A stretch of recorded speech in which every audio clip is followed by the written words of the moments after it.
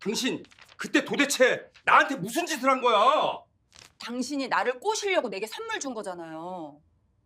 아내를 잃고 3년 텅 빈 집에서 외로움에 지쳐있던 경태 씨에게 따뜻하게 다가온 유혜경. 그녀는 경태의 손을 잡아주며 마치 운명처럼 다가왔었죠. 그런데 지금 경태가 혜경에게 내민 한 장의 서류는 무엇이었을까요? 경태는 그 서류에 사인한 기억이 전혀 없었습니다. 경태의 절규에도 혜경은 냉소를 지으며 급히 집을 나가려 했습니다. 과연 이 둘에게는 무슨 일이 있었던 걸까요? 언니 인생을 찾아주신 모든 분들께 진심으로 감사드립니다. 그럼 본격적으로 이야기 속으로 들어가 보겠습니다. 65살의 한경태 씨는 지금 이 순간 가장 무거운 것을 짊어지고 있었습니다.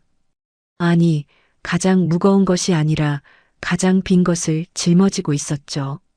그리고 그 빈 마음 안에서 앞으로 일어날 일들의 재앙이 이미 하나씩 시작되고 있었습니다. 아무도 그것을 알아채지 못한 것뿐이었죠. 경태 씨 자신도 마찬가지였습니다. 경태는 퇴직한 후 무엇이든 하려고 했지만 아무것도 손에 잡히지 않았습니다. 아내를 먼저 보내고 3년이 지난 지금 집안은 아무리 깔끔하게 정리해도 텅 빈 느낌이 사라지지 않았죠. 아침마다 눈을 떠서 가장 먼저 확인하는 것은 옆자리가 비어 있다는 사실이었습니다. 이웃들의 웃음소리가 밖을 통해 들리는 날이면 그 빈자리가 더 크게 느껴졌죠. 밥을 차리는 것도 밥을 먹는 것도 전부 혼자 하는 일이었습니다. 식탁 위에는 항상 한 그릇만 놓였죠. 그리고 그 한 그릇을 먹는 시간, 그것이 경태에게는 가장 길고 외로운 시간이었습니다. 숟가락을 들고 내려놓는 것 사이에 침묵만 가득했죠. 동네로 나가면 상황이 더 아프게 느껴졌습니다. 이웃들은 부부끼리 산책하고 부부끼리 카페에 들어가고 부부끼리 웃음을 나누었죠. 경태는 그 사이에서 유난히 혼자 남은 사람처럼 느껴졌습니다. 주변이 아름다울수록 자신의 빈자리가 더 크게 보이는 거였죠. 가끔은 아예 발이 무거워져서 집으로 돌아오는 게 최선이었습니다. 문을 닫고 혼자 앉아 있는 시간이 점점 더 길어지고 있었죠. 무기력함이 몸과 마음 모두를 잡아먹고 있었습니다. 아무것도 하고 싶지 않은 날이 아무것도 할 수 없는 날과 구분되지 않아서였죠. 가족도 마음을 기댈 수 있는 존재가 아니었습니다. 아들 준수는 사업을 하다가 실패하면서 빚이 산처럼 쌓이고 있었어요. 거의 매월 경태에게 전화가 왔고 그 전화의 내용은 항상 비슷했습니다. 아버지, 이번 달 카드값이 좀 많아서요. 경태는 아들의 목소리가 점점 얼어가는 듯한 느낌을 받고 있었죠. 화조차 낼 수 없었습니다.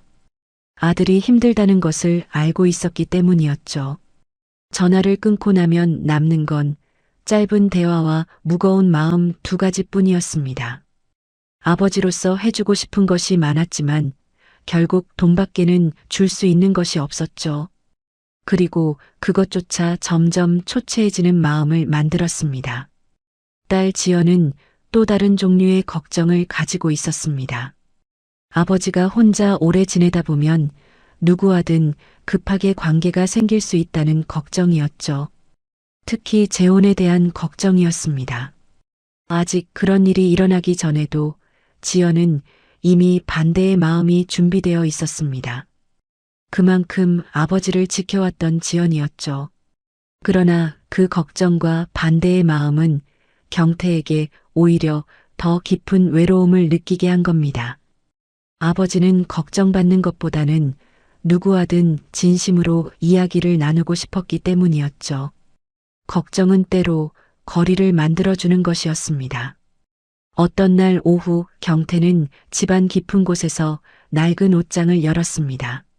그 안에는 이 세상을 떠난 아내의 유품들이 여전히 잠들어 있었죠. 아내가 좋아했던 스카프, 아직도 옷장 안에 남은 아내의 향기. 경태의 손은 천천히 스카프를 향해 움직였지만 결국 멈추었습니다. 손끝이 스카프의 끝자락에 닿으면서 가슴이 먹먹해지는 느낌이었죠. 눈물이 올라왔지만 흘러내리지는 않았습니다. 한동안 그 자리에서 주저앉아 있었죠. 옷장의 문이 열린 상태로 경태는 그냥 그대로 앉아 있었습니다. 그리고 결국 조용히 옷장 문을 다시 닫아버렸습니다. 아직 그 안을 정리할 마음이 준비되지 않았기 때문이었죠. 그러면서 경태는 서예교실을 다니기 시작했습니다. 특별한 이유는 없었어요. 그냥 하루하루가 너무 무료하고 텅 빈 기분이었기 때문이었죠. 붓을 잡고 종이 위를 움직이는 단순한 동작이 적어도 이 텅 빈 시간을 조금이라도 채워주는 것 같아서였습니다. 글자가 종이 위에 하나씩 새겨지는 것을 바라보며 경태는 비어있는 마음에 작은 무언가를 채우려 했죠. 아주 작은 것이라도 좋았습니다. 그리고 붓의 끝이 종이를 긁히는 소리가 그날 경태에게 가장 위안이 되는 소리였습니다. 그리고 바로 그 서예교실에서 경태는 한 여자를 처음 만나게 되었습니다. 유혜경 씨였죠. 58살이었는데 그 나이라고 느껴지지 않는 품위가 있었습니다. 붓을 잡는 손가락의 자세, 종이를 바라보는 눈빛, 그리고 주변 사람들에게 나누는 말 한마디마다 세련됨이 넘쳤죠. 교실 안 사람들은 자연스럽게 혜경의 주변으로 모이기 시작했습니다. 경태도 그 중 하나였죠. 처음엔 그냥 눈에 띄는 사람이었지만 앞으로 그것은 금세 달라질 것이었습니다. 수업 중에 혜경이 경태 곁으로 다가왔습니다. 붓을 잡고 있는 경태의 손을 조용히 감싸는 손길이었죠. 처음엔 붙잡는 방법을 보조하는 것처럼 자연스러웠습니다. 그런데 그 손이 잠시 더 머물었죠. 따뜻한 온기가 손등을 통해 천천히 전해졌습니다. 경태는 그 온기에 잠깐 눈을 깜빡였죠. 그리고 부드럽고 낮은 목소리로 혜경이 이렇게 말했습니다. 글자를 참 예쁘게 쓰시네요. 단 한 문장이었는데 경태의 가슴 한켠이 무너지는 듯한 느낌이었습니다. 오랜만에 받은 여성의 손길과 진심처럼 들리는 말에 경태는 말문이 막히었죠. 목소리가 나오지 않았습니다. 그냥 눈빛으로만 답했죠. 수업이 끝나고 혜경이 자연스럽게 제안했습니다. 얼굴이 많이 지쳐 보여서 마음이 쓰였어요. 차 한잔 하실 거예요? 경태는 거절할 수 없었습니다. 아니, 사실 거절하고 싶지 않았죠. 카페에서 둘은 이야기를 나눠가며 차를 마셨습니다. 혜경은 경태의 이야기를 하나하나 귀 기울여 듣고 있었죠. 아내를 여의고 난 후의 외로움, 아들과 딸과의 거리감, 아무도 잘 모르는 경태만의 아픔들. 혜경은 그 모든 것을 듣고 있는 사이에 눈빛과 표정으로 상처를 어루만지듯 공감했습니다. 눈빛이 따뜻했고 듣는 자세도 진심이었죠. 차를 마시는 사이에 혜경의 손이 테이블 위에 놓여 있었고 경태는 그 손을 보며 마음이 약해지는 것을 느꼈습니다. 경태는 이렇게까지 자신의 이야기를 들어주는 사람이 있었는지 처음 깨달은 것 같았습니다. 그리고 그 안도감이 마음 깊은 곳에서 천천히 퍼져나가고 있었죠. 집에 돌아온 그 밤 경태는 오랜만에 편히 눈을 감을 수 있었습니다. 잠이 들면서 스스로 작은 말을 혼자피 내뱉었죠. 사람이 그리웠나? 다음 날 지연에게 전화할 때 경태는 잠시 망설였습니다. 요즘 서예교실에서 좋은 사람을 만났다고 말하고 싶었지만 딸의 반응이 어떨지 미리 느껴져서 결국 그 말은 하지 못했죠. 그리고 준수의 전화가 다시 왔습니다. 아버지, 나 이번 달 카드값 좀. 경태는 그 목소리를 듣고 오히려 혜경의 따뜻한 눈빛을 떠올리며 마음 깊은 곳에서 무언가가 자라고 있다는 것을 느끼었습니다. 누구와든 의지하고 싶은 마음이었죠. 그리고 그 마음은 앞으로 경태의 인생을 완전히 바꿀 것이었습니다. 경태와 혜경의 만남은 그날 카페에서 끝난 것이 아니었습니다.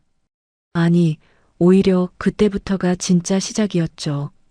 그리고 경태는 그 시작이 얼마나 깊은 의미를 가질 것인지 한치도 짐작하지 못한 채로였습니다. 다음 날 아침 경태의 휴대폰에 메시지가 하나 떠올랐습니다. 혜경에게 온 것이었죠. 어제 이야기 참 좋았어요.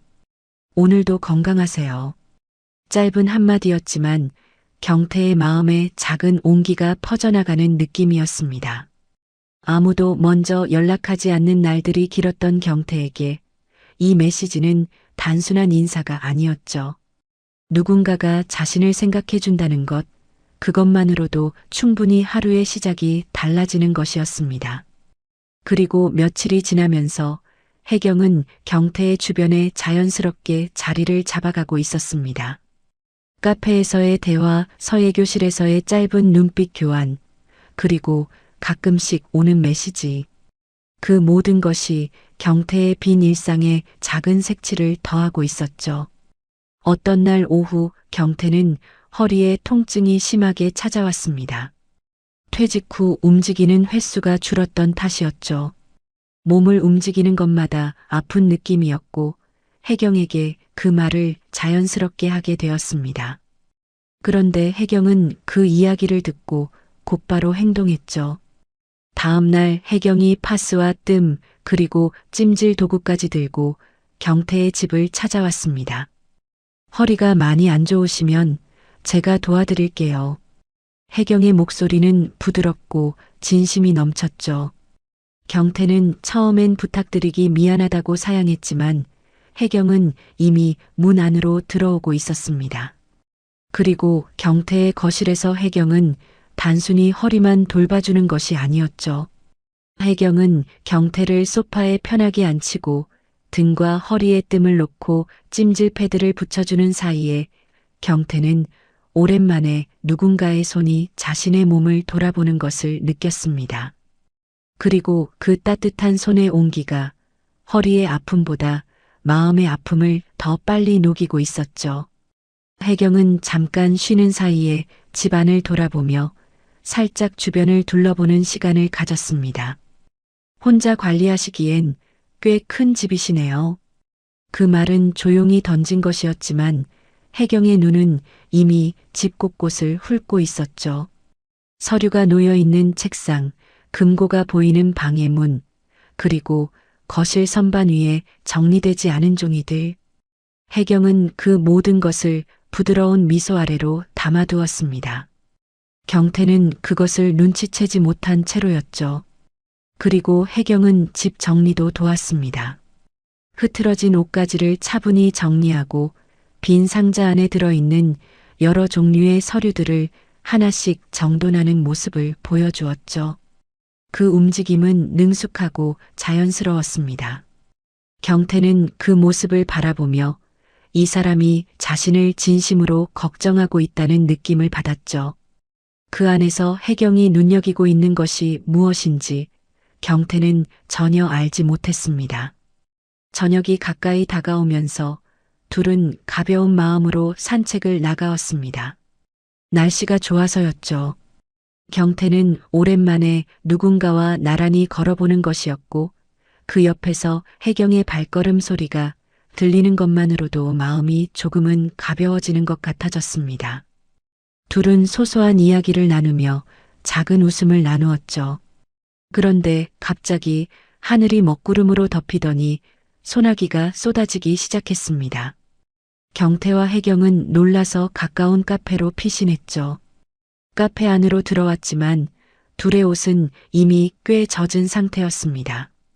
혜경의 머리카락이 젖고 옷도 흠뻑 젖었습니다.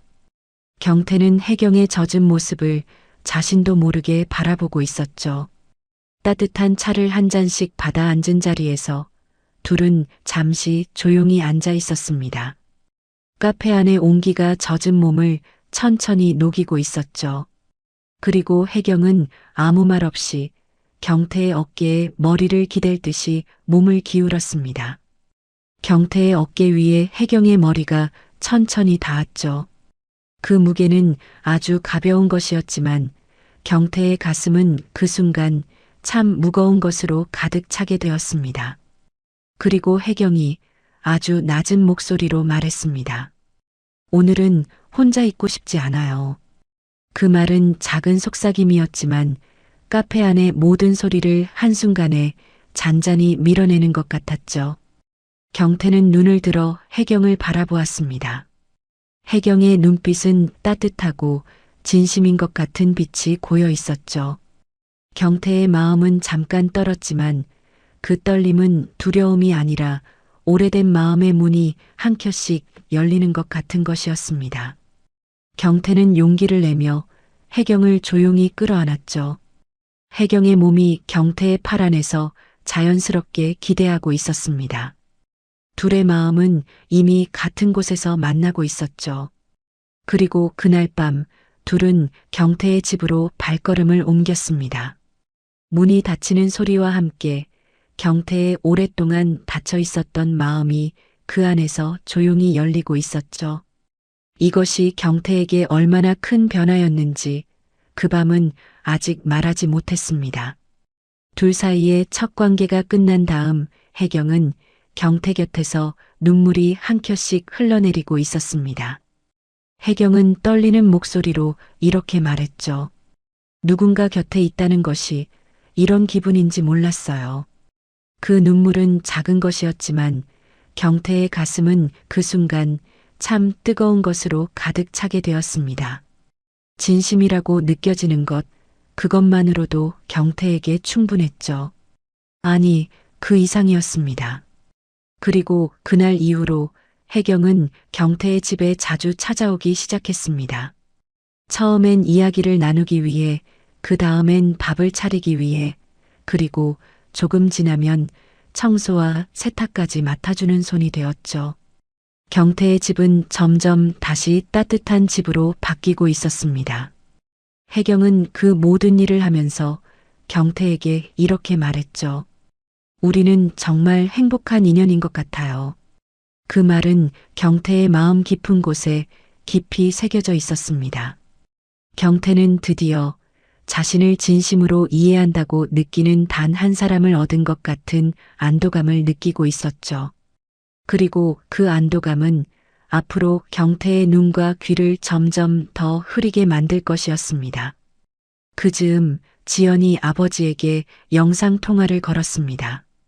경태의 얼굴은 전보다 조금은 밝아진 것 같아서 지연은 한편으로는 마음이 놓이었죠. 그런데 지연의 눈은 영상 안에서 보이는 집의 배경을 자세히 살펴보고 있었습니다. 아버지의 집은 전보다 달라진 것이 있었죠. 정리된 선반, 새로운 냄새가 나는 것 같은 느낌, 그리고 음식이 두 그릇 놓여 있는 식탁. 지연은 조용히 물었습니다. 아빠, 요즘 집에 누가 있는 거야? 경태는 그 질문에 잠깐 당황하더니 얼버무리는 말로 답하고 있었죠. 그리고 지연은 그 답에서 아버지의 마음이 어떤 방향으로 흘러가고 있는지를 어렴풋이 느낄 수 있었습니다. 혜경이 오지 않는 날이면 경태의 집은 다시 텅 빈 것처럼 느껴졌습니다. 아니, 그 이전의 빈 느낌과는 달라졌죠. 예전엔 아무것도 없었던 빈 곳이었지만 이제엔 누군가가 있었던 자리가 남아있는 빈 곳이었습니다. 혜경의 향기가 남은 소파, 혜경이 쓰던 컵이 남은 싱크대.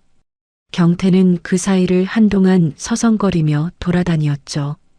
주변이 조용할수록 혜경의 목소리가 더 그리운 것이었습니다. 아무것도 하는 손이 자꾸 멈추고 시선이 혜경이 앉아 있었던 자리로 향했죠. 마음이 불안한 탓이었습니다. 그리고 혜경은 경태의 주변에서 작은 것부터 하나씩 챙기기 시작했습니다. 경태가 입고 있던 낡은 옷을 보더니 어떤 날 새로운 옷을 사들여 와서 곱게 펼쳐 놓았죠. 이거 당신에게 잘 어울릴 것 같아서요. 혜경의 미소는 부드럽고 진심인 것 같았습니다. 그리고 영양제도 챙겨주기 시작했죠. 아침마다 작은 통에 정리해서 경태 앞에 놓아주면서 당신 건강은 제가 책임질게요. 라고 말했습니다. 그 말은 작은 것이었지만 경태의 마음 깊은 곳에는 아주 깊은 자리를 차지하고 있었죠. 누구도 자신을 이렇게 챙겨주는 사람이 없었던 경태에게 혜경은 점점 없어서는 안 될 사람이 되어가고 있었습니다. 그리고 경태의 생일이 찾아왔습니다. 평소엔 아무도 챙겨주지 않는 날이었죠. 아들 준수는 바쁜 척 짧은 문자 한 통만 보내고 있었고, 딸 지연은 짧은 통화로 축하 한마디만 건넨 날이었습니다. 그런데 혜경은 경태의 집 거실을 작은 분위기로 바꿔놓았죠. 작은 케이크와 따뜻한 음식 몇 가지, 그리고 경태가 좋아하는 차까지 준비해 놓았습니다. 혜경은 경태의 손을 잡고 조용히 웃으며 말했죠. 오늘은 당신만 생각하면서요. 그 말을 듣고 경태의 눈이 붉어져 올라오는 것을 잠깐 볼 수 있었습니다. 밥을 먹는 사이에도 혜경은 경태의 눈을 바라보며 따뜻한 눈빛을 주었죠. 경태는 그 눈빛 하나에 가슴이 가득 차오르는 것을 느꼈습니다. 오랜만에 누군가에게 진심으로 챙겨지는 날이었죠. 그리고 그날 밤 둘은 다시 가까워졌습니다. 감정적으로 이미 깊은 곳에서 연결되어 있었던 경태는 혜경의 따뜻한 눈빛과 손가락의 온기에 마음이 무너지는 듯한 느낌을 받았죠. 혜경은 경태의 곁에서 조용히 기대하며 경태의 등을 천천히 감싸는 손이었습니다. 그리고 경태는 그 손을 잡고 혜경을 조용히 품으로 끌었죠. 둘은 서로에게 기대하며 그날 밤의 온기는 이전과는 달라진 깊이를 가지고 있었습니다. 혜경의 눈물이 경태의 어깨에 닿으며 경태는 그 온기를 느끼며 혜경을 더 깊이 품었죠. 경태의 마음은 이미 혜경에게 완전히 열려 있었습니다. 이렇게 두 번째 관계를 갖고 나서 혜경은 경태 곁에서 잠시 조용히 생각하는 듯한 표정을 짓고 있었습니다. 그러더니 아무것도 아닌 듯이 이런 말을 꺼내었죠. 경태 씨, 사실 우리 둘의 관계가 더 깊어지면 좋겠는데.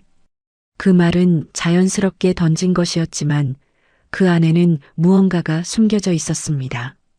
경태는 그 말에 눈빛이 환하게 빛나는 것 같아졌죠.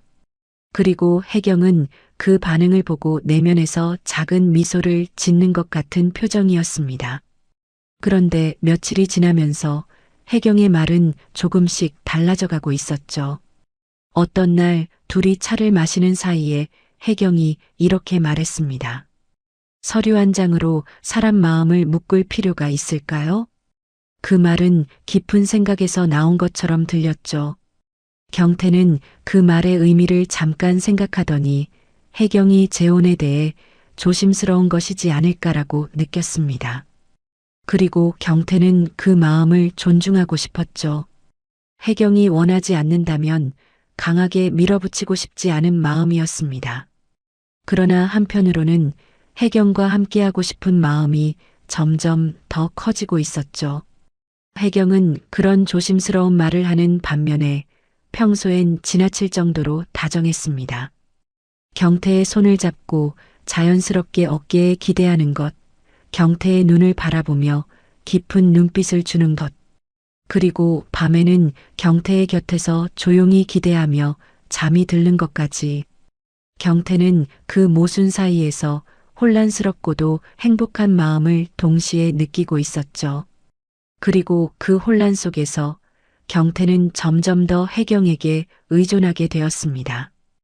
혜경이 오지 않는 날이면 경태는 밥을 먹는 것조차 기억이 안 되는 날이 생겼습니다. 약도 일정도 아무것도 혜경이 챙겨주지 않으면 하루가 흘러가는 것이지만 그 안의 내용은 텅 빈 것이었죠. 경태의 일상은 혜경 중심으로 돌아가고 있었습니다. 그리고 경태는 친구 노철과의 약속도 점점 뜸해지기 시작했습니다. 어떤 날 경태와 노철이 오래전에 약속해둔 여행 약속이 있었는데 혜경이 갑자기 배가 아프다고 했죠. 경태는 고민도 없이 그 약속을 취소하는 문자를 보내었습니다. 그리고 혜경은 그 문자를 보고 아무것도 아닌 듯이 웃고 있었죠. 경태는 그 웃음이 아름다운 것이라고 느꼈습니다. 그리고 그날 이후로 혜경은 경태와 노철 사이에 작은 말을 끼워 넣기 시작했죠. 노철 씨는 당신 돈만 보고 가까이 오는 거예요.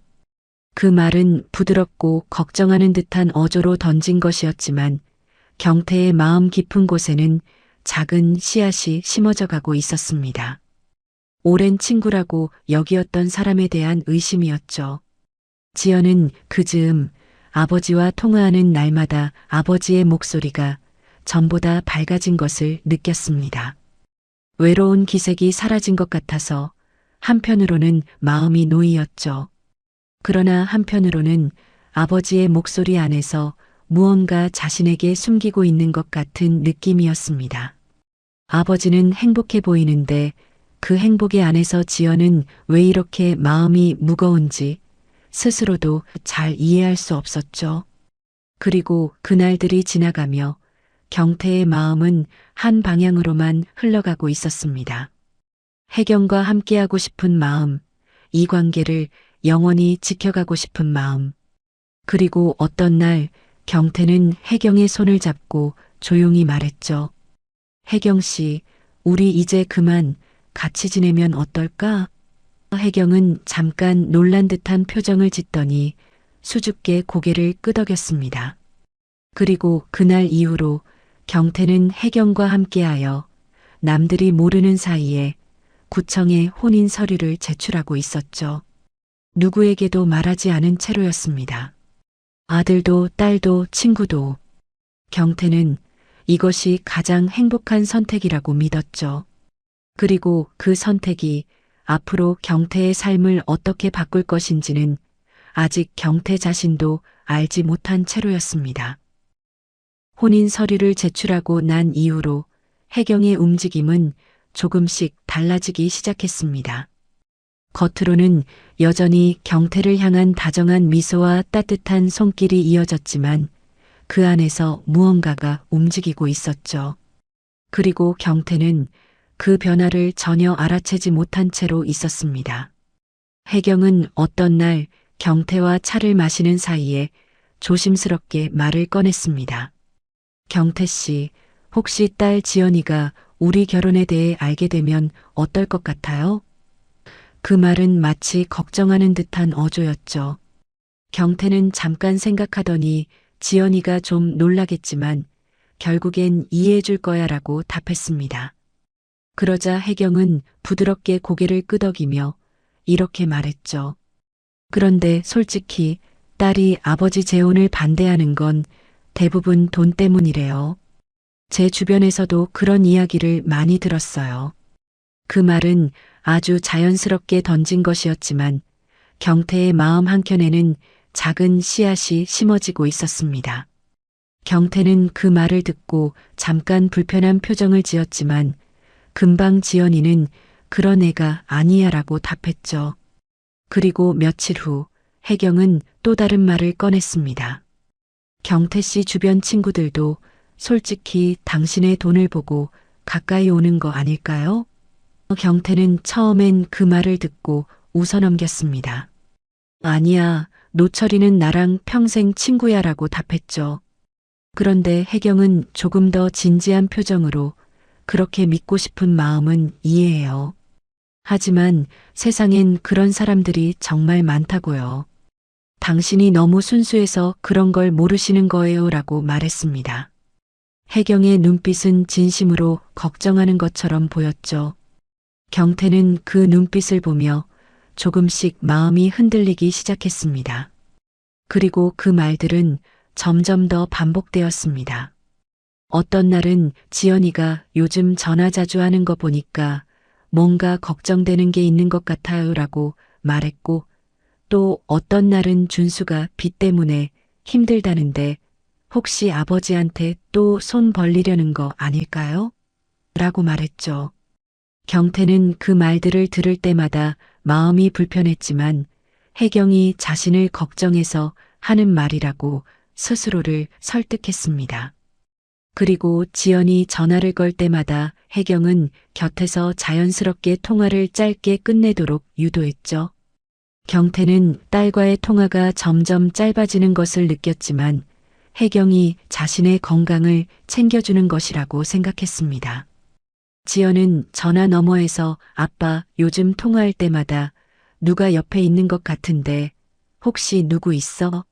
라고 물었지만 경태는 아니야. 그냥 TV 소리야라며 얼버무렸죠. 지연은 그 답에 뭔가 이상함을 느꼈지만 더 묻지는 못했습니다. 준수가 집에 들르겠다고 전화를 걸었을 때도 혜경은 요즘 집이 정리가 안 됐어요. 다음에 오라는 게 어떨까요? 라며 자연스럽게 만남을 회피시켰죠.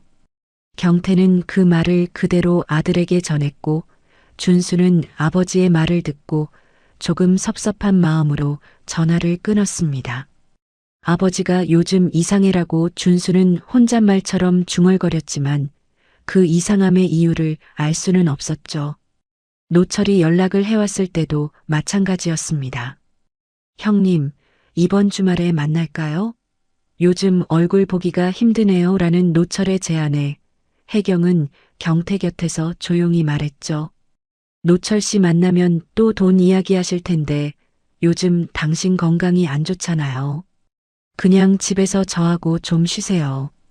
경태는 그 말을 듣고 노철에게 이번엔 좀 힘들 것 같아. 다음에 보자라며 약속을 미뤘습니다.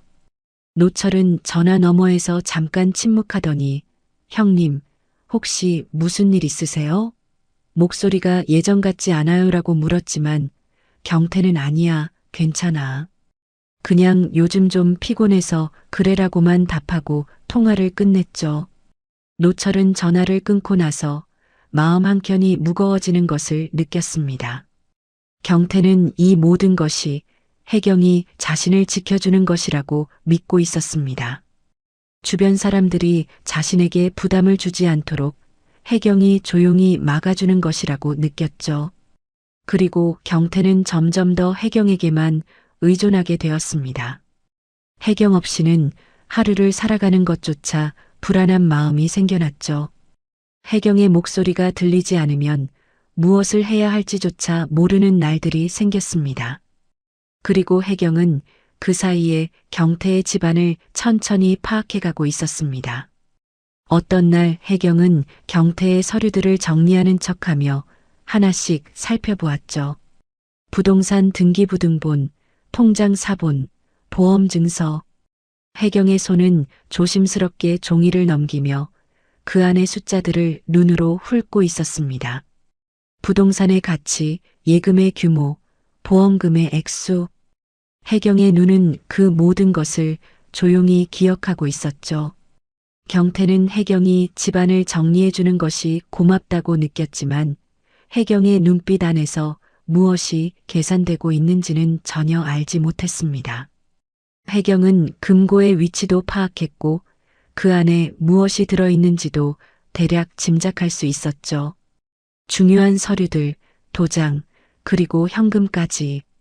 어떤 날 오후 경태는 다시 한번 아내의 유품이 들어있는 옷장을 열려고 했습니다. 손이 문손잡이에 닿았지만 결국 열지 못하고 그 자리에 주저앉아 버렸죠. 가슴이 먹먹하고 눈앞이 흐려지는 느낌이었습니다. 아내를 먼저 보낸 지 몇 년이 지났지만 그 슬픔은 여전히 경태의 가슴 한켠에 남아 있었죠. 경태는 그 자리에서 조용히 울컥하며 눈물이 흘러내렸습니다.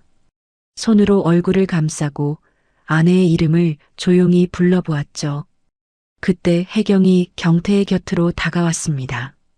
혜경은 경태를 조용히 품에 안으며 제가 있으니 이제는 너무 힘들어하지 마요. 이제 제가 당신 곁에 있잖아요 라고 속삭였죠. 그 목소리는 따뜻하고 진심인 것처럼 들렸습니다. 경태는 혜경의 품 안에서 조용히 눈물을 흘리며 이 사람이 자신을 진심으로 위로하고 있다고 느꼈죠. 그리고 혜경은 경태를 아는 채 눈을 들어 주변을 살펴보았습니다. 옷장 안에 무엇이 들어있는지, 집안 곳곳에 숨겨진 것들이 무엇인지, 혜경의 눈은 조용히 모든 것을 담아두고 있었죠. 그 장면은 누가 보아도 진심 어린 위로처럼 보였습니다. 그러나 그 안에는 혜경의 계산된 마음이 숨겨져 있었죠. 경태를 위로하는 동시에 재산의 구조를 파악하는 것. 그것이 혜경의 진짜 목적이었습니다. 그리고 경태는 그 사실을 전혀 알지 못한 채로 혜경의 품 안에서 조용히 안도하고 있었죠. 경태의 주변은 점점 더 좁아지고 있었습니다. 딸과의 통화는 짧아지고 아들과의 만남은 미뤄지고 친구와의 약속은 끊어지고 그리고 경태는 그 모든 것이 자신을 위한 것이라고 믿으며 혜경에게만 더 깊이 의존하고 있었습니다. 혜경의 소나기 안에서 경태는 점점 더 고립되어 가고 있었죠. 그리고 그 고립은 앞으로 경태에게 더 큰 위험을 가져올 것이었습니다. 혜경의 계획은 이제 마지막 단계로 접어들고 있었습니다. 그리고 그 마지막 단계를 위해 혜경은 한 사람을 만나야 했죠. 어떤 날 오후 혜경은 경태에게 말했어요. 오늘 잠깐 친구 좀 만나고 올게요. 그리고 집을 나섰습니다. 경태는 아무 의심 없이 조심히 다녀오라고 답했죠. 혜경이 만난 사람은 오래전부터 손발을 맞춰온 공범이었습니다. 그 사람은 과거 약국에서 일했던 경험이 있었고 여러 가지 약에 대해 잘 알고 있었죠. 혜경은 그 사람에게 조심스럽게 말을 꺼냈습니다. 혹시 지난번 그 약 좀 구할 수 있어? 그 사람은 혜경의 눈빛을 보며 무엇인가를 짐작하는 듯한 표정을 지었죠. 그리고 작은 봉지 하나를 건네며 조용히 말했습니다. 이거 조금만 넣어. 너무 많이 넣으면 절대 안 돼. 혜경은 그 봉지를 받아 가방 안에 조심스럽게 넣었죠. 집으로 돌아온 혜경은 평소처럼 자연스럽게 경태와 이야기를 나누었습니다. 그리고 며칠 동안은 아무 일도 일어나지 않은 것처럼 지냈죠. 혜경은 평소에도 건강보조식품이나 수면제 이야기를 자연스럽게 꺼내며 경태에게 말했습니다. 요즘 잠이 안 오시면 이런 거 드셔보세요. 경태는 혜경이 자신의 건강을 챙겨주는 것이라고 생각했죠. 그리고 어떤 날 혜경은 경태를 바라보며 말했습니다. 경태 씨, 오늘 컨디션이 너무 안 좋아 보여요. 얼굴이 많이 피곤해 보이네요. 그래. 요즘 좀 잠을 못 잤나 봐. 경태는 답했죠. 혜경은 부드럽게 미소를 지으며 말했습니다. 제가 커피 한 잔 타드릴게요. 조금 쉬세요. 혜경은 주방으로 가서 조용히 커피를 준비했죠. 그리고 그 커피 안에 작은 봉지에서 꺼낸 하얀 가루를 조금씩 넣었습니다. 혜경의 손은 잠깐 떨렸지만 곧 다시 안정을 찾았죠.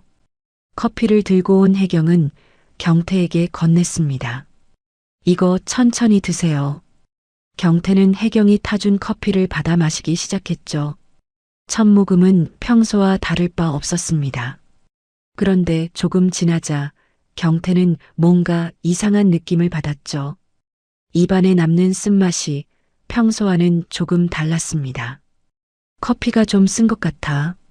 경태는 그냥 이렇게만 말했어요. 제가 원두를 좀 많이 넣었나 봐요라고 혜경은 자연스럽게 넘어갔죠. 20분쯤 지나자 경태는 눈앞이 흔들리기 시작하는 것을 느꼈습니다. 처음엔 그냥 피곤해서 그런가 싶었지만 점점 더 심해졌죠. 손이 떨리기 시작했고 몸이 나른해지는 느낌이었습니다. 경태는 혜경을 보며 말했어요. 혜경아, 나 좀 이상한 것 같아. 혜경은 경태를 소파에 앉히며 말했습니다. 피곤하신 것 같아요. 잠깐만 앉아 계세요.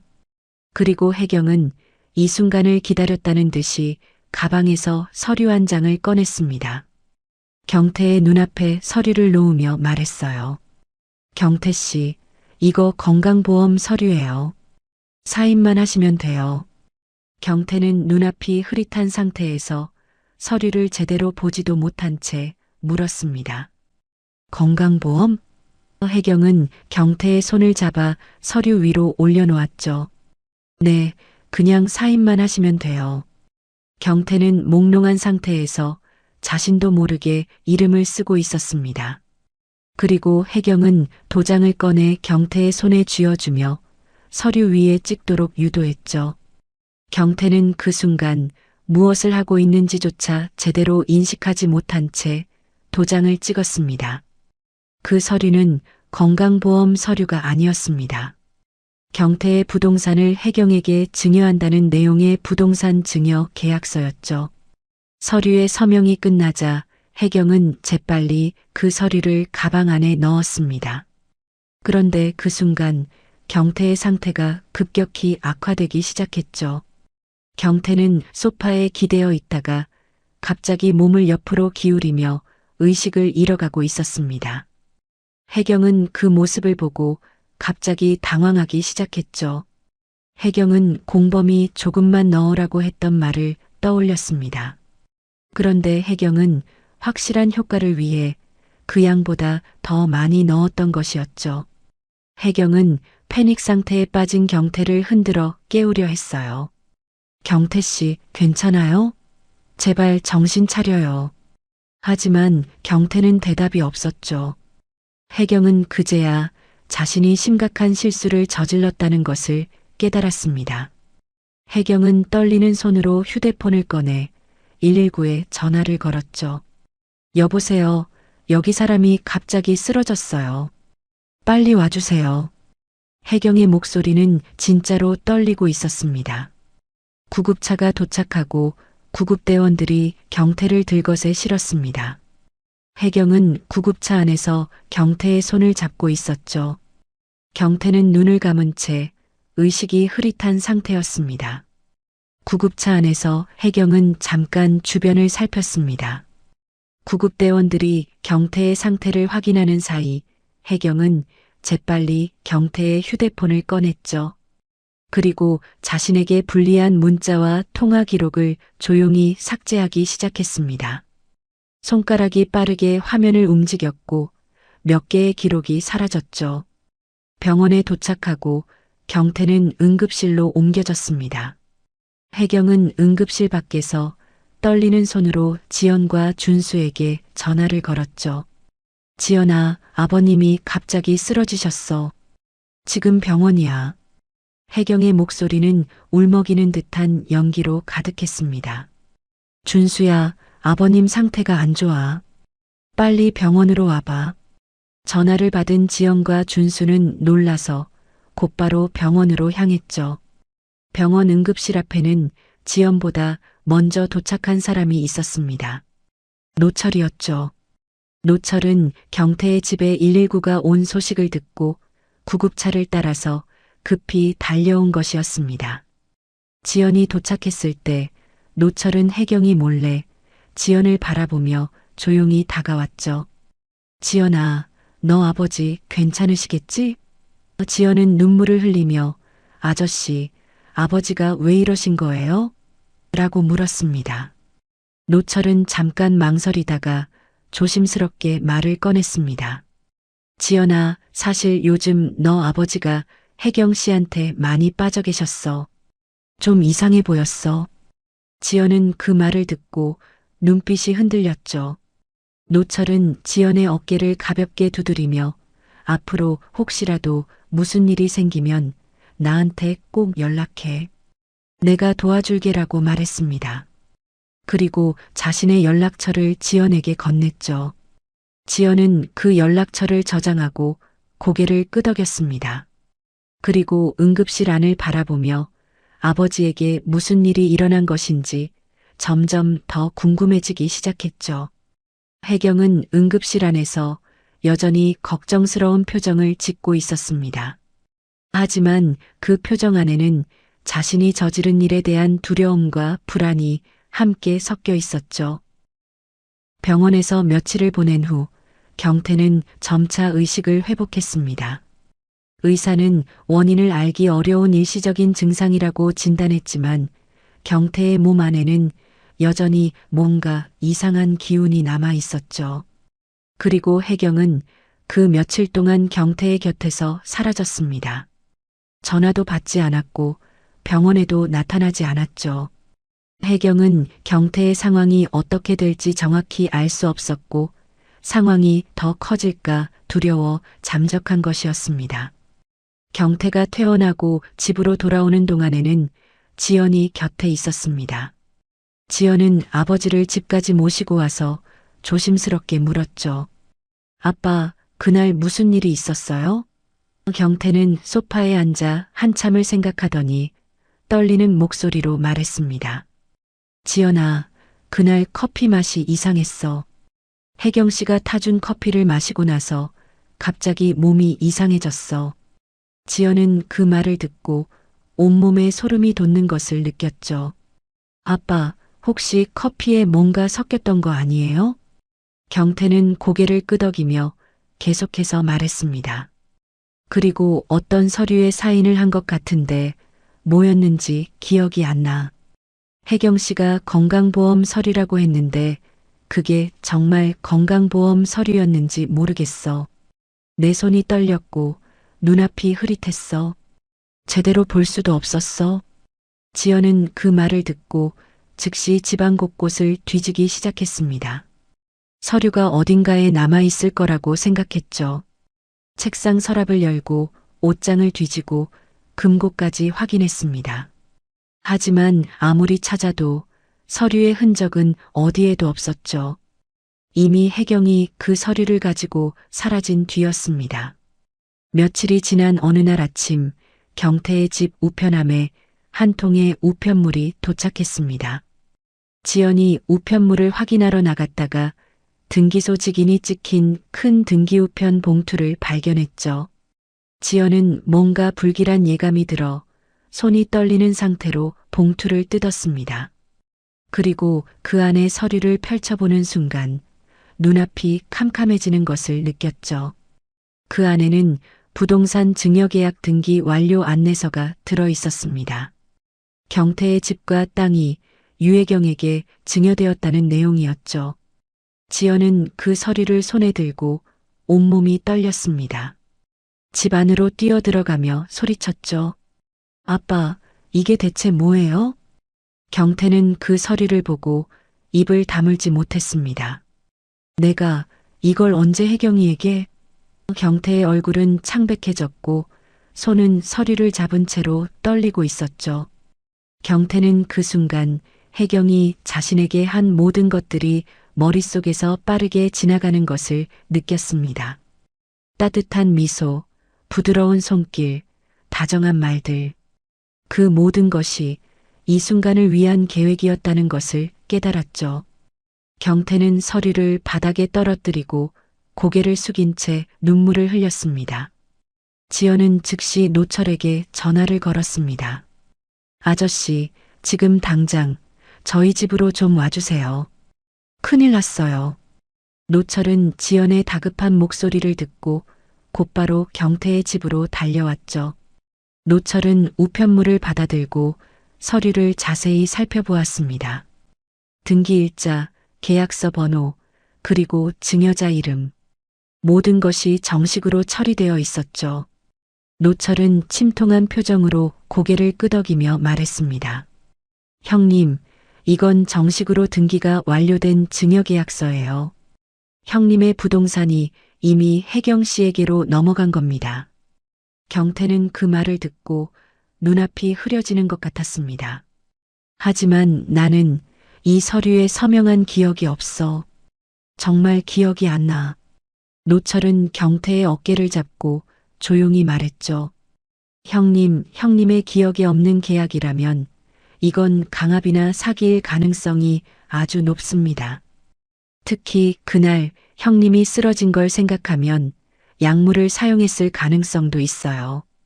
우리가 법적으로 대응해야 합니다. 경태는 그 말을 듣고 혼란 속에서 눈물을 흘리기 시작했습니다. 혜경이가 날 속인 걸까?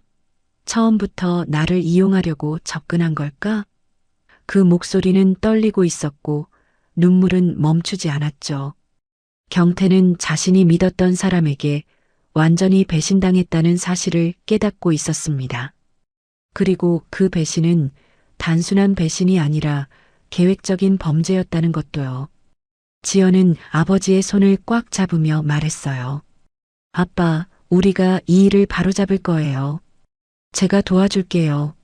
아빠 혼자가 아니에요. 경태는 딸의 손을 느끼며 조금씩 정신을 차리기 시작했습니다. 노철은 지연과 경태를 바라보며 단호한 목소리로 말했습니다. 지금 당장 경찰서에 가서 고소장을 접수해야 합니다. 사기, 절도, 강요. 이 세 가지로 고소할 수 있어요. 그리고 약물 사용 혐의도 추가해야 합니다. 경태는 고개를 끄덕였죠. 그리고 지연과 함께 노철의 차를 타고 경찰서로 향했습니다. 경찰서에서 경태는 떨리는 손으로 고소장을 작성했습니다. 혜경이 자신에게 한 모든 일들, 커피에 뭔가를 섞었던 것, 의식이 흐릿한 상태에서 서류에 서명을 강요당한 것, 그리고 자신의 재산이 빼앗긴 것, 모든 것을 적어 내려갔죠. 경찰은 경태의 진술을 들고 대답했습니다. 이 사건은 심각한 범죄 사건이겠네요. 피해자의 의식이 흐릿한 상태에서 계약서에 서명을 받은 것이라면 명백한 범죄입니다. 즉시 수사를 시작하겠습니다. 경태는 고소장을 제출하고 나서 무력감 속에서도 한 가지를 깨달았습니다. 이젠 내가 나를 지켜야 한다. 그 말은 작은 것이었지만 경태의 마음 안에서는 큰 변화가 시작되고 있었죠. 더 이상 누군가에게 의존하지 않고 스스로 설 수 있어야 한다는 것을요. 경찰서를 나온 후 노철과 지연은 혜경에 대한 조사를 본격적으로 시작했습니다. 노철은 법무사로서의 경험과 탐정의 도움을 받아 혜경의 과거 재산 이력과 전과 기록을 확인할 수 있었죠. 그리고 놀라운 사실을 발견했습니다. 혜경은 과거에도 비슷한 사건으로 2번이나 고소당한 적이 있었습니다. 한 번은 70대 남성을 상대로, 또 한 번은 60대 남성을 상대로요. 다만 그때는 피해자들이 구제를 제대로 받지 못하고 결론이 났습니다. 노철은 그 자료를 지연과 경태에게 보여줬어요. 그 여자는 이런 일을 반복해온 전문 사기꾼이에요. 우리가 정신 바짝 차리고 대응해야 하겠어요.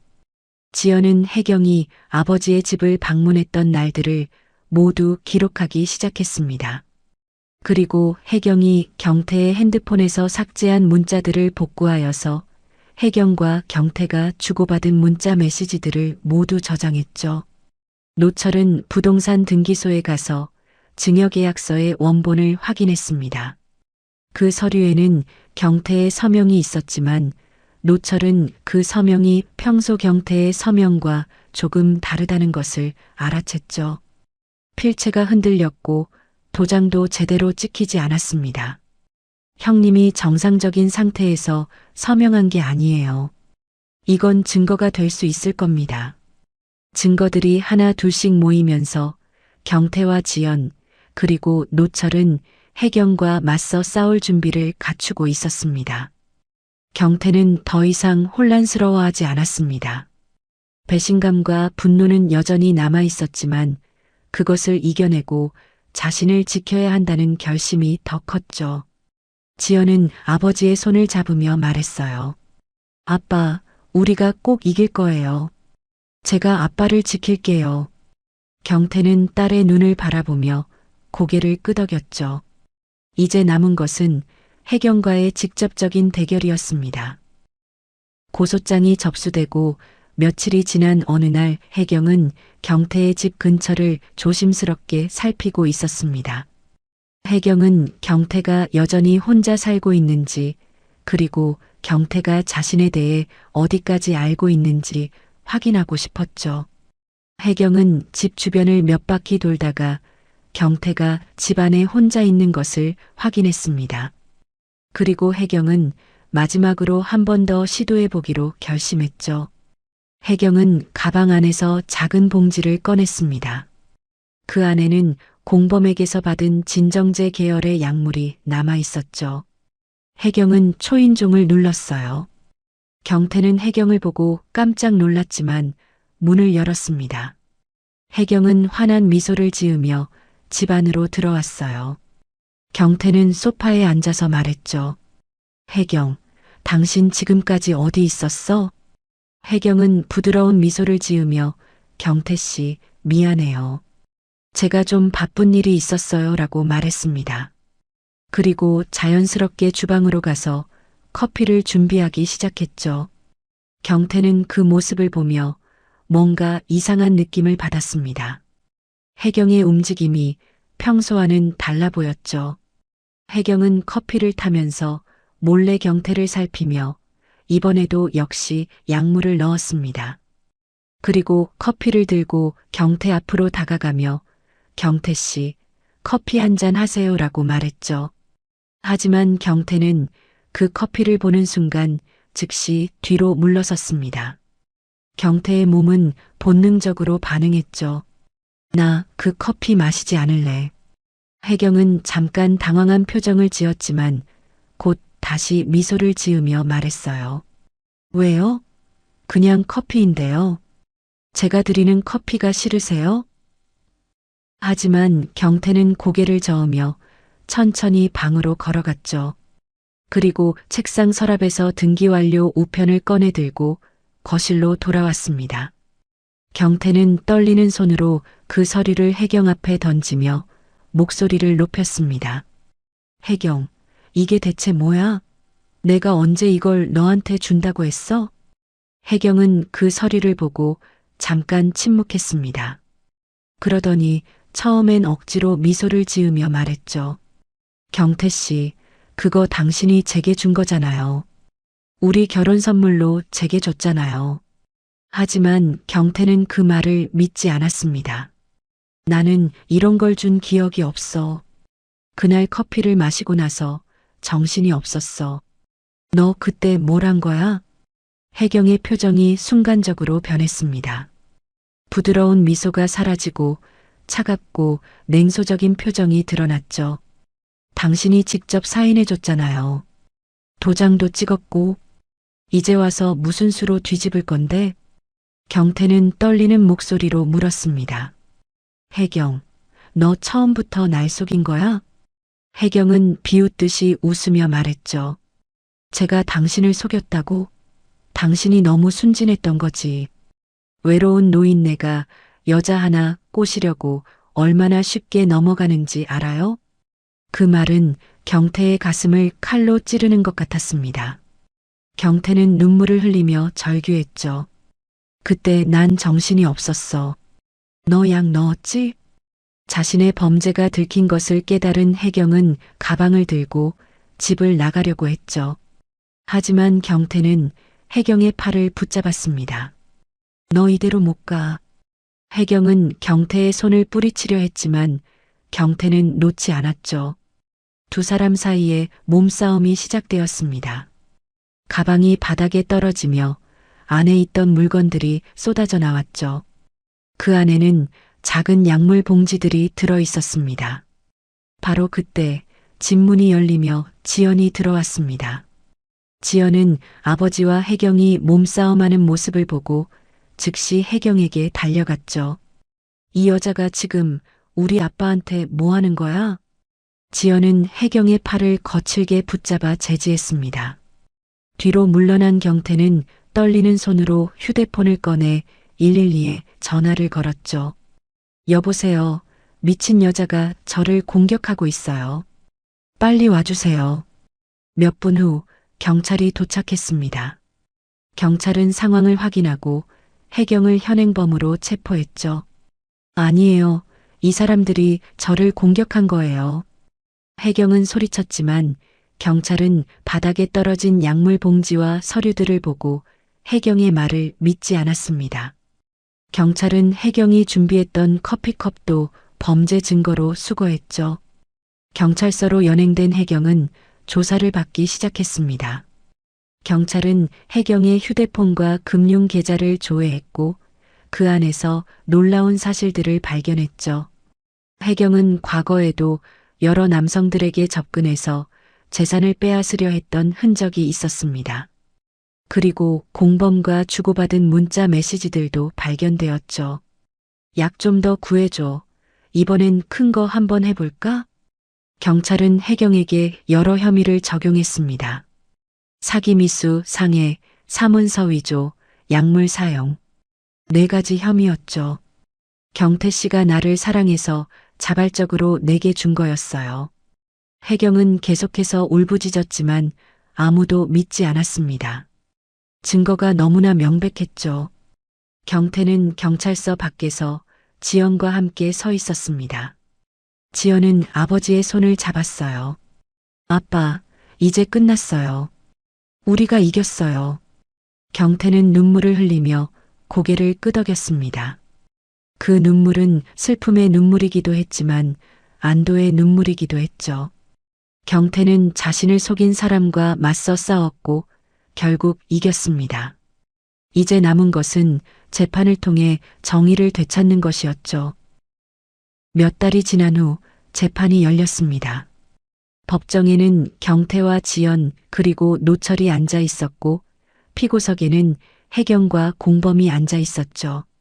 혜경은 여전히 자신의 무죄를 주장하려 했지만 증거는 너무나 명백했습니다. 커피컵에서 검출된 약물 성분, 공범과 주고받은 문자 메시지, 그리고 경태의 서명이 비정상적으로 흔들려 있는 증여계약서. 모든 것이 혜경의 범행을 증명하고 있었죠.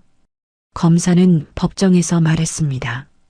피고인은 피해자의 외로움을 악용하여 계획적으로 접근했으며 약물을 사용하여 피해자의 의사 능력을 박탈한 뒤 재산을 편취하려 했습니다. 이는 단순한 사기가 아니라 피해자의 신뢰와 감정을 이용한 악질적인 범죄입니다. 경태는 그 말을 듣고 가슴이 먹먹해지는 것을 느꼈죠. 몇 개월이 지난 후 판사는 엄숙한 표정으로 판결문을 읽었습니다. 피고인 유혜경은 피해자를 대상으로 계획적으로 사기를 저질렀으며 약물을 사용하여 피해자의 의식을 흐리게 한 뒤 재산을 편취하려 했습니다. 이는 매우 악의적인 범죄로 판단됩니다. 따라서 피고인 유혜경에게 징역 3년과 벌금 5천만 원을 선고합니다. 그리고 공범에게도 징역 1년 6개월이 선고되었죠. 판사는 또한 증여계약의 무효를 선언했습니다. 해당 증여계약은 피해자의 자유로운 의사에 반하여 이루어진 것으로 법적 효력이 없음을 선언합니다. 피해자의 재산은 원상회복되어야 합니다. 경태의 재산은 100% 복구되었습니다. 경태는 그 말을 듣고 눈물을 흘렸죠. 지연은 아버지의 손을 꽉 잡으며 함께 눈물을 흘렸습니다. 그 눈물은 슬픔의 눈물이기도 했지만 동시에 해방의 눈물이기도 했습니다. 혜경은 판결을 듣고 고개를 숙인 채 아무 말도 하지 못했습니다. 모든 것이 끝난 것이었죠. 법정을 나서는 혜경의 뒷모습은 처음 경태를 만났을 때의 우아하고 세련된 모습과는 너무나 달랐습니다. 이제 혜경은 자신이 저지른 범죄의 대가를 치러야 했죠. 하지만 경태에게는 재판이 끝난다고 해서 모든 것이 끝난 것이 아니었습니다. 약물의 부작용과 배신의 충격은 경태의 마음 깊은 곳에 깊은 상처로 남아 있었죠. 경태는 한동안 사람들을 믿기 어려워했고 외출하는 것조차 두려워했습니다. 커피를 마실 때마다 그날의 기억이 떠올랐고 누군가 다정하게 다가오면 혜경의 얼굴이 겹쳐 보였죠. 밤에는 악몽에 시달렸고 낮에는 무기력함에 빠져 있었습니다. 지연은 아버지를 보살피기 위해 출퇴근 시간을 조정하며 자주 집을 찾았습니다. 아침에는 아버지와 함께 식사를 하고 저녁에는 함께 산책을 나갔죠. 아빠, 이제 괜찮아요. 우리가 함께 있잖아요. 아빠는 혼자가 아니에요. 지연은 아버지를 위로했습니다. 처음엔 경태가 반응하지 않을 때도 많았지만 지연은 포기하지 않고 매일 아버지 곁을 지켰죠. 그리고 준수도 뒤늦게나마 아버지 곁으로 돌아왔습니다. 준수는 아버지에게 깊이 사과했어요. 아버지, 제가 더 신경 썼어야 했는데. 아버지가 힘드실 때 저는 제 일만 생각했어요. 정말 죄송해요. 경태는 아들의 손을 잡으며 답했습니다. 괜찮아. 내가 이렇게 와준 것만으로도 고마워. 이제 우리 다시 시작하자. 준수는 그날부터 매주 아버지를 찾아뵙기 시작했고 함께 식사를 하며 이야기를 나누었죠. 경태는 아들과의 시간이 자신을 조금씩 회복시키는 것을 느꼈습니다.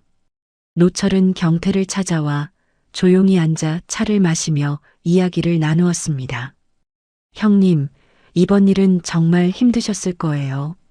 하지만 형님은 용감하게 맞서 싸우셨어요. 그게 얼마나 대단한 일인지 아세요? 노철은 잠시 말을 멈추고 경태의 눈을 바라보며 말했죠. 이제 본인 인생을 본인이 지켜야 합니다. 누구에게 의존하지 않고 스스로 설 수 있어야 해요. 외로움은 자연스러운 감정이지만 그 외로움 때문에 자신을 잃어서는 안 됩니다. 경태는 노철의 말을 듣고 고개를 끄덕였습니다. 그 말이 경태의 마음 깊은 곳에 새겨졌죠. 시간이 천천히 흘러갔습니다. 계절이 바뀌고 경태의 마음도 조금씩 변화하고 있었죠. 어느 날 경태는 서예교실에 다시 나가기로 결심했습니다. 처음엔 발걸음이 무거웠습니다. 혜경을 처음 만났던 그 교실로 다시 가는 것이 두려웠죠. 하지만 경태는 용기를 내어 교실 문을 열었습니다. 교실 안으로 들어갔을 때 사람들이 반갑게 맞이해 주었습니다. 경태 씨, 오랜만이에요. 어디 아프셨어요? 걱정했어요. 그 따뜻한 말들을 듣고 경태는 조금씩 마음이 녹는 것을 느꼈죠. 사람들은 경태에게 무슨 일이 있었는지 자세히 묻지 않았습니다. 다만 그가 돌아온 것을 환영했죠. 서예교실에서 경태는 다시 붓을 잡았습니다. 붓끝이 종이 위를 천천히 움직이며 한 글자 한 글자가 새겨졌죠. 그 글자들은 경태의 마음을 담고 있었습니다. 처음엔 손이 떨렸지만 점점 안정을 찾아갔습니다. 사람들과 소소한 이야기를 나누고 함께 웃는 시간들이 생겨났습니다. 누군가 차를 권하면 경태는 잠시 망설이다가도 받아들였죠. 그리고 그 차를 마시며 사람들과의 시간을 즐겼습니다. 경태는 그 시간들이 자신에게 필요했던 것임을 깨달았죠. 집으로 돌아온 경태는 집안의 공기가 달라진 것을 느꼈습니다. 예전처럼 텅 빈 느낌이 아니라 따뜻하고 평온한 느낌이었죠. 지연이 자주 찾아오고 준수도 가끔 얼굴을 비추었습니다. 노철도 주말마다 들러 함께 차를 마셨죠. 경태는 더 이상 외롭지 않았습니다. 아니, 외로움을 느끼는 방식이 달라졌다고 해야 할까요? 경태는 이제 외로움보다는 평온을 선택하는 자신을 발견했습니다. 혼자 있는 시간이 두렵지 않았고 오히려 그 시간을 소중히 여기게 되었죠. 어느 날 저녁 경태는 고요한 방에 혼자 앉아 붓을 들었습니다. 종이 위에 글자를 쓰기 시작했죠. 천천히 정성스럽게 붓끝에서 먹이 번져나가며 한 문장이 완성되었습니다. 경태는 그 문장을 바라보며 조용히 중얼거렸습니다. 황혼의 실수라고 해서 무너지는 것은 아니다. 정신만 다 잡으면 다시 설 수 있다. 그 말은 경태가 이 모든 시간을 지나며 깨달은 진실이었습니다. 황혼은 끝이 아니라 새로운 시작이었죠. 경태는 무너졌지만 다시 일어섰습니다. 배신당했지만 다시 믿는 법을 배웠습니다.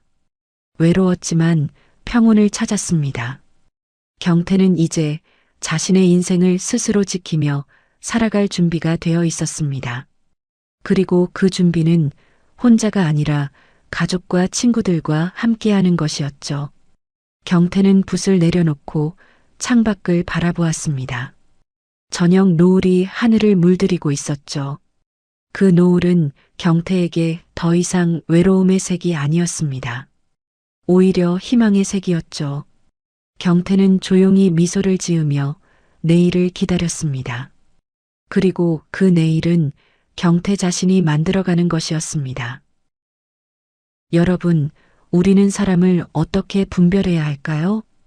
조선 중기의 문신 송시열은 이렇게 답했습니다.